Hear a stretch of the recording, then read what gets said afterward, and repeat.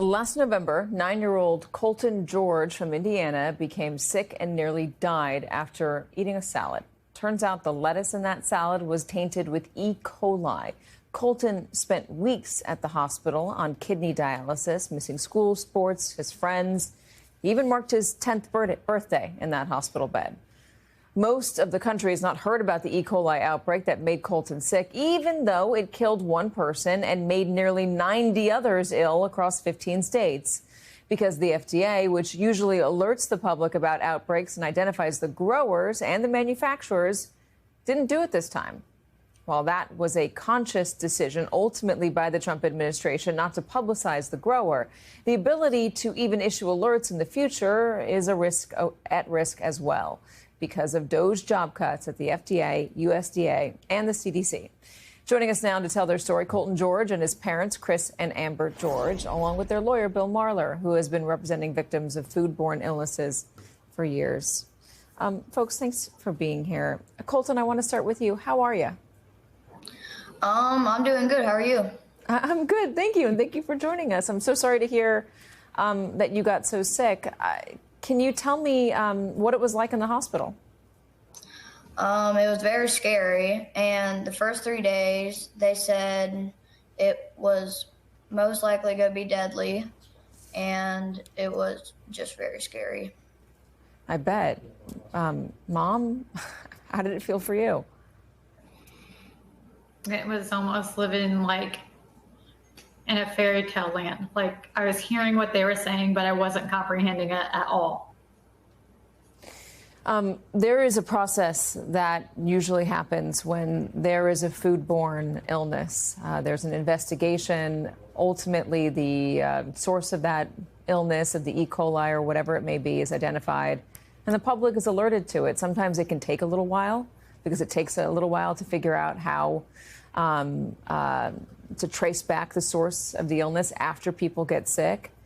Ultimately, they figured this out in February of this year. And Chris, I want to know how you felt about the Trump administration, even though this happened in November.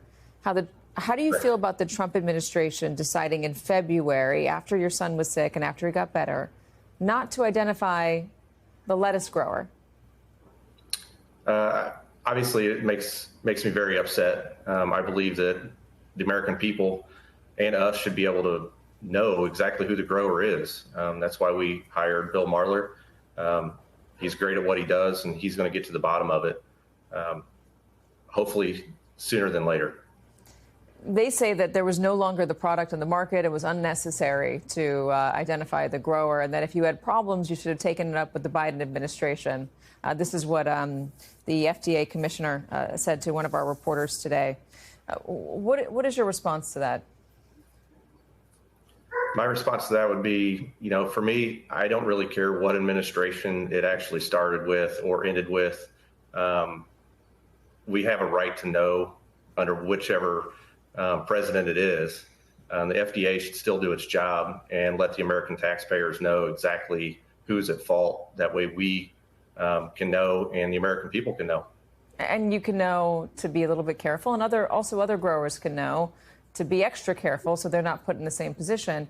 You made a point of calling out Make America Healthy Again, and I want to understand why it was important for you, Chris, to put Make America Healthy Again side by side with what happened with your son. I watch the news and I see, stuff with taking food coloring out of cereal and stuff like that. I'm sure that is bad for kids. But E. coli is even worse. I haven't heard of food dye that I know of injuring anybody. Cereal's been eaten forever. Lettuce gets eaten and consumed every single day. Therefore, it's deadly for old people and kids. And thankfully, Colton survived this. Like I said, I just think the FDA needs to do its job and come out and tell us who it was, whether there's romaine lettuce still on the shelf or not. Bill, I know you've done a lot of these cases. Is it normal to have an issue trying to identify growers or trace back the source and publicizing it? Not really. The CDC and FDA are really good at this, and the technology that exists we know that all 89 of those people are whole genome sequenced match. Colton and 25 other of my clients, they're identical. They just happen to be in different states. So we knew that they ate the same product. And then when we finally did get the documents from the FDA and CDC, they were redacted. But by our investigation, the common denominator was one processor, one grower. And, ultimately, I feel that the public does have a right to know. Just as Chris said, the public has a right to know. These are, we are the taxpayers. The FDA and CDC should do their jobs and release this information because it helps prevent the next outbreak, which is really what this is all about. Yeah, you want to know. You want the information. There's also a lot of concern about cuts currently happening at the FDA and at the USDA, staffing cuts that will make it harder to identify foodborne illnesses and to publicize it in a timely manner to make sure that people stay safe. Amber, personal question for you as a mother myself. How'd you get Colton to eat salad? He doesn't eat romaine at all anymore. He eats just iceberg, and he has to see me wash it multiple times just for him to feel safe. Yeah. I can imagine, Colton. It must be really scary. Do you think about it a lot every time you take a bite of food? It depends on what kind of salad it is. If it's romaine and I eat it, I'm like, I don't know if that's gonna happen again or I'm just gonna be fine. So I don't know. Do you instead say maybe I should get some ice cream instead of the salad? Ice cream and burgers. Ice cream and burgers cooked through. Well done.